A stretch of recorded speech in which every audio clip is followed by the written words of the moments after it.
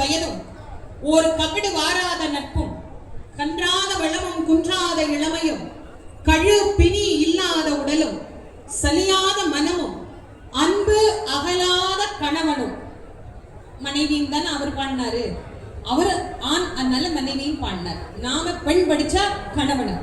தவறாத சந்தானமும் தாழாத கீர்த்தியும் மாறாத வார்த்தையும் தடைகள் வாராத கொடையும் தொலையாத நிதியமும் கோணாத கோளும் ஒரு துன்பம் இல்லாத வாழ்வும் துய்யனின் பாதத்தில் அன்பு உதவி பெரிய தொண்டரோடு கூட்டு கண்டாய் அலையாழி அறிதுயிலும் மாயனது தங்கையே ஆதி கடவுரின் வாழ்வே அமுதீசர் ஒருவாக மகளாத சுகபாணி அருள்வாமி அபிராமி அன்னை மீனாட்சியே என்று அன்னை மீனாட்சியுடைய பொன்னார் கமலங்களை, அழகான அந்த பொற்திருவடிகளை நாம் அனைவரும் இருக பற்றியோர்க்கு வாழ்வரும் பரமனாக வேண்டிய வரத்தை நல்கும் நாயகனாக ஆனந்த ரூபனாக நமக்கு காட்சி தரக்கூடிய சிவபெருமான் சொக்கநாதர் எல்லா ஜீவராசிகளுக்கும், உலகத்தில் இருக்கிற அனைத்து விதமான ஜீவராசிகளுக்கும் தன் அருளை வாரி வழங்கக்கூடிய நாயகியாக நாயகனாக இறைவனும் இறைவையும் மத்து இருந்து இந்த மதுரை செய்த மாபெரும் தவத்தின் பலனாக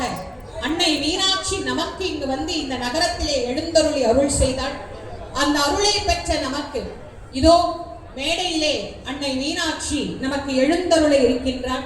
இந்த அழகான அற்புதமான தருணத்திலே அம்பிகையை நாம் அனைவரும் வாயார மனதார வாழ்த்தனை செய்து அவரிடத்திலே நம்முடைய எண்ணங்கள் அனைத்தையும் செவிமடுத்து எல்லோருக்கும் எல்லா விதமான நலன்களையும் அவள் நமக்கு வாரி வழங்க வேண்டும் என்று எல்லா விதமான செல்வங்களுக்கும் உரியவளாக இருக்கக்கூடிய அன்னை மகாலட்சுமியினுடைய ரூபம். அவள் வெறும் சரஸ்வதியினுடைய ரூபம் மட்டுமல்ல, மகாலட்சுமியினுடைய ரூபமாகவும் விளங்கக்கூடியவள்.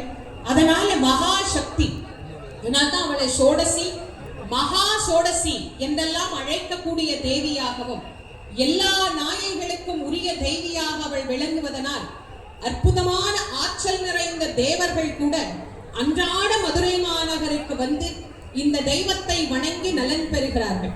இன்னைக்கு நாம வந்து இந்த தெய்வத்தை வழிபாடு பண்றோம்னா, கடம்பவன காடாக இருந்த இந்த இடத்தில் தேவேந்திரனுக்கு அருள் புரிவதற்காக இறைவன் சுயம்பு மூர்த்தமாக இங்கு வந்து எழுந்தருளியது சொக்கநாத பெருமானை இன்றைக்கும் நாம் இங்கே சுயம்பு மூர்த்தமாக வழிபாடு செய்கின்றோம்.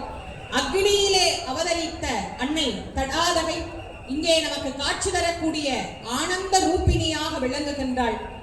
பாண்டிய குல பேரரசி, உலகத்தின் முதல் பெண் அரசி, மதுரையை ஆளும் மங்கையர்க்கரசி, மக்கள் உள்ளமெல்லாம் கொலுவிருக்கும் மனோன்மணி, எம்பெருமாட்டி, திரு ஆலவாய் உடைய அங்கையர் கண்ணி, நம் உள்ளமெல்லாம் கொள்ளை கொள்ளும் பேர் அழகு நாயகி, மகா ரூபிணி, இதோ மீனாட்சி பரா பரா பரா.